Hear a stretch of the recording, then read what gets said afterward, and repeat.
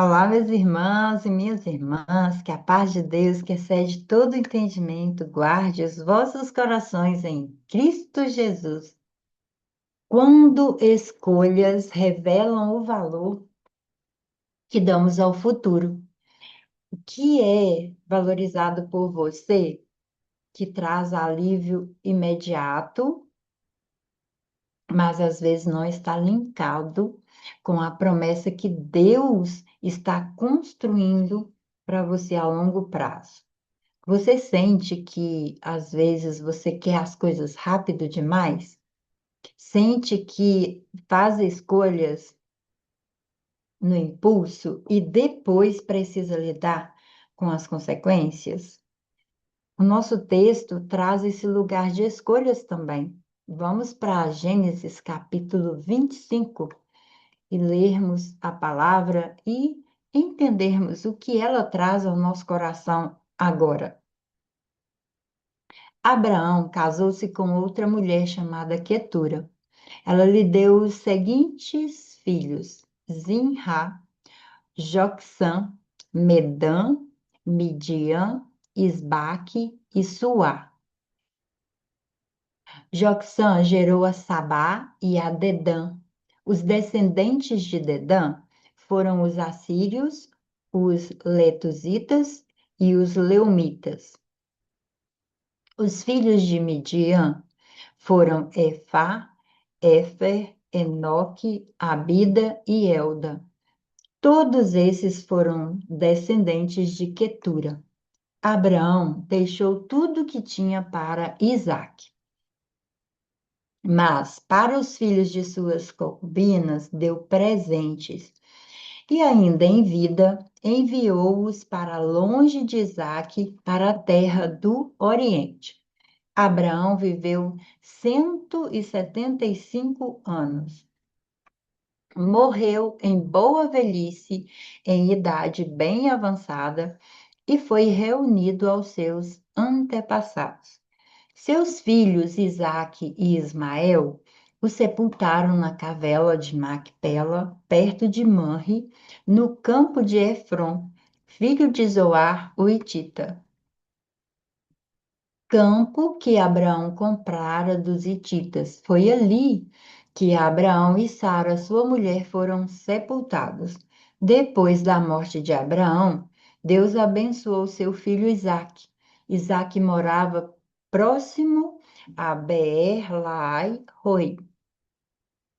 Este é o registro da descendência de Ismael, o filho de Abraão, que Agar, a serva egípcia de Sara, deu a ele. São estes os nomes dos filhos de Ismael, alistado por ordem de nascimento. Nebaiote, o filho mais velho de Ismael, Quedar, Adbeel, Mibzão, Misba, Dumá, Massá, Haddad, Temar, Getu, Nafis e Quedmá. Foram esses os 12 filhos de Ismael que se tornaram os líderes de suas tribos. Os seus povoados e acampamentos receberam seus nomes. Ismael viveu 137 anos, morreu, foi reunido aos seus antepassados. Seus descendentes se estabeleceram na região que vai de Avilar a Sul, próxima à fronteira com o Egito, na direção de quem vai para Assur, e viveram em hostilidade contra todos os seus irmãos. Essa é a história da família de Isaque, filho de Abraão. Abraão gerou Isaque, o qual aos 40 anos se casou com Rebeca, filho de Betuel, o arameu de Padã Arã, e irmã de Labão, também arameu. Isaque orou ao Senhor em favor de sua mulher, porque era estéril. O Senhor respondeu a sua oração e Rebeca, sua mulher, engravidou. Os meninos se empurravam dentro dela pelo que disse, porque está me acontecendo isso? Foi então consultar o Senhor. Disse-lhe o Senhor: duas nações estão em seu ventre, já desde as suas entranhas, dois povos se separarão. Um deles será mais forte que o outro, mas o mais velho servirá ao mais novo. Ao chegar a época de dar à luz, confirmou-se que havia gêmeos em seu ventre. O primeiro a sair era ruivo e todo o seu corpo era como um manto de pelos, por isso lhe deram o nome de Esaú. Depois saiu seu irmão com a mão agarrada no calcanhar de Esaú, pelo que lhe deram o nome de Jacó. Tinha Isaque 60 anos de idade quando Rebeca os deu à luz. Os meninos cresceram. Esaú tornou-se caçador habilidoso e vivia percorrendo os campos, ao passo que Jacó cuidava do rebanho e vivia nas tendas. Isaque preferia Esaú, porque gostava de comer de suas caças. Rebeca preferia Jacó. Certa vez, quando Jacó preparava um ensopado, Esaú chegou faminto, voltando do campo, e pediu-lhe: Dê-me um pouco desse ensopado vermelho aí. Estou faminto, por isso também foi chamado Edom. Respondeu-lhe Jacó: Venda-me primeiro o seu direito de filho mais velho. Disse Esaú: Estou quase morrendo. De que me vale esse direito? Jacó, porém, insistiu: Jure primeiro. Ele fez um juramento vendendo seu direito de filho mais velho a Jacó. Então Jacó serviu a Esaú pão com ensopado de lentilhas. E ele comeu e bebeu, e levantou-se e se foi. Assim Esaú desprezou seu direito de filho mais velho. Nesse texto, nós vemos aqui também o poder da escolha. E se você prestou bastante atenção em todo o texto que lemos, desde o início, as escolhas fazem parte da nossa vida. Lá no Éden, Eva e Adão tiveram que fazer escolha, Abraão teve que fazer uma escolha para sair da casa do pai. Durante todo o processo, ele trouxe esses momentos de escolha para a vida de Abraão, como também o processo que nós lemos hoje. Nesse texto, nós estamos falando também de escolha. Prestar atenção nas escolhas que fazemos na nossa vida. E isso é entender também o valor das responsabilidades, porque se eu faço uma escolha, eu preciso me responsabilizar pelas consequências dessa escolha. Aqui é necessário entender se as escolhas são impulsivas, as consequências que virão, eu não sei quais são, mas preciso me responsabilizar por elas.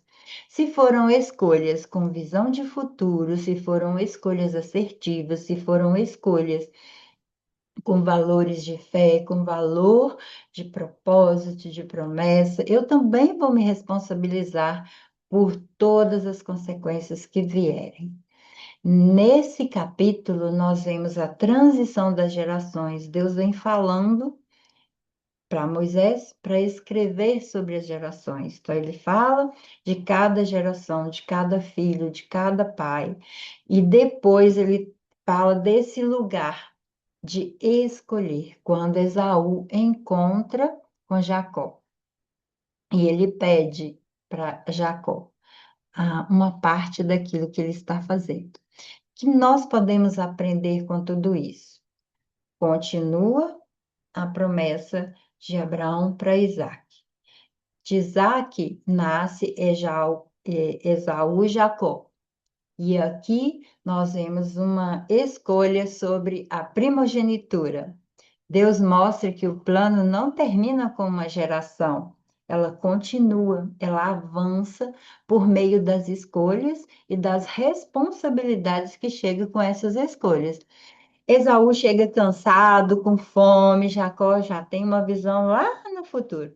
Ele valoriza o agora e Jacó o amanhã. A primogenitura representava liderança espiritual, responsabilidade familiar, continuidade da aliança de Deus com aquela geração. E Esaú troca tudo por um prato de lentilhas. Ele disse: Eu estou morrendo, o que me vale isso? Estou com fome. Ele estava faminto apenas, mas ele não reconhecia o valor daquilo que ele possuía. Essa lição nos ensina que decisões tomadas com estados emocionais frágeis podem custar destinos inteiros em nossa jornada, em nossa vida, em nossa caminhada, em nossa construção de história. As aplicações que eu trago para a minha vida é que a impulsividade sempre vai me levar para um lugar desafiador. E as responsabilidades que eu tenho diante de coisas que eu faço impulsivamente, nem sempre sei quais são, mas tenho que, sim, me responsabilizar por ela. Então, é necessário aprender o autocontrole emocional, é necessário aprender a gestão dos nossos sentimentos, da nossa relação com a nossa emoção. Nós precisamos aprender a ter visão, visão a longo prazo, mas viver aqui nesse momento também, ter maturidade espiritual, aprender que decisões feitas sobre estresse, fome emocional, cansaço, imediatices, vamos dizer assim, são prejudiciais para a nossa vida. Em momentos de cansaço emocional, você tem protegido a sua vida? Ou você tem negociado seus valores? Quando você se sente exausto, é necessário parar, descarregar tudo isso para depois tomar decisões. Preste bastante atenção. Como que eu faço isso na prática? Faz assim, ó, antes de decidir algo muito importante, pare, respire, tá? Tem exercícios corporais para a gente sair desse lugar da impulsividade. Respire, ore. E muita gente fica bravo quando a gente fala respire. E geralmente as pessoas que ficam bravas são as pessoas que são impulsivas, estão cheias de feridas emocionais, cheias de traumas e não querem olhar para isso. Então aprenda a respirar. Pare de ficar bravo quando alguém falar para você ter equilíbrio emocional, porque a gente precisa de equilíbrio. E um cristão, principalmente, precisa viver a vida de Cristo, em entender a hora de agir. Se eu estou extremamente cansado, esgotado emocionalmente, não é hora de tomar decisão. É hora de eu parar. É hora de eu respirar, buscar um lugar de calma dentro de mim, aprender gestão emocional e inteligência emocional, orar, reavaliar a situação, para depois eu sim tomar uma decisão. E a pergunta muito importante que eu posso fazer, essa decisão que eu vou tomar agora, ela vai honrar o futuro que Deus está construindo para mim? Essa decisão que eu estou querendo tomar vai honrar o meu futuro, vai honrar minha vida como cristão, vai honrar a minha história? Se não, eu preciso parar para aprender a fazer diferente. E para isso a gente tem o Projeto Coragem, onde você aprende a olhar para suas questões e também linkar isso com a palavra de Deus, a aprender, ter esses momentos de sim, parar, respirar e não tomar decisões precipitadas, porque aí mora muitas vezes desastres familiares que forma muitas vezes desafios nas relações. Quem honra a promessa no presente constrói um futuro alinhado com Deus. Você quer fazer isso na sua vida? Se não sabe, vem aprender. Eu sempre deixo abaixo aqui do vídeo os nossos links, os nossos projetos. Vem fazer parte, vem aprender a ser diferente, tá? E não ser impulsivo, fazer as coisas. Não vamos ver, né? Vamos ver o que dá? Vai dar ruim. Mas vamos entender todo o processo e depois tomar uma decisão? Vamos orar? Senhor, muito obrigado por essa palavra tão gostosa que traz ao nosso coração uma reflexão, um momento de pensar. Muitas vezes nós tomamos decisões, sim, na impulsividade, mas também chega, Senhor, consequências que às vezes não nos responsabilizamos por ela, mas faz com que nós possamos amadurecer, ter discernimento para nós pararmos, olharmos para o momento, entender o que está chegando, trazer clareza a nossa consciência